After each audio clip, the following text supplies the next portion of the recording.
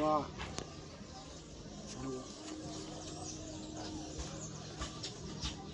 Wow. Dia ada udah media Martin sih berjong mendat. Tahu ini yen.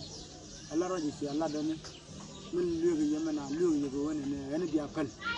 Kau rajin macam kalau dan nger kon dia. Anjing kam ni pun. Kau yen tu yen tu good. Ya gorne ne da yeri ya. Ini palaje. Palaje dia lu siang dulu gua. Kau kilo junta ni hari kidor dia. Pana lu leni kau. Kau beladan bakin. Anjing. Kau yang lebih hidun. Belat kon jar tengkau. Ini lebih dia tu nak palaje. Mandi lagi dia tu mana. Anjing. Jadi dia lu kau palaje. Kau malah aku ni. Anjing. Cijen dia wo. Mereka udah mending nyokomat. Dia di. Kau ni dia lari. Yen wood gagwang. Kau kon gagwang. Kang ni kuat kucing. Micam ni mukerang. Kam kel. Micam kerja lagi orang mau betul. Baboda. Aboda ni macam ni banyak. Bagian.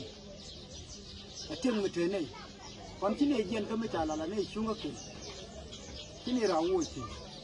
Yen marai kono tem ala kele nani che chongtim chende jen ba gwam de din ba ayo ba banke midi yene ko ngoto ko ku yen tianda la kele jen ne chongtim kon ji do e jen mi changira la wan ne ma je ne je wan ma iran ne la wan ye de ne je wan ye ayo ma tem atem no de bani ni tin kini de jen ko kel chagla jene chungtu raja kel ne dora a jene de berwa chi gan ma jog dial ki jende ro ga ban dial ki jende ro chi ne li dial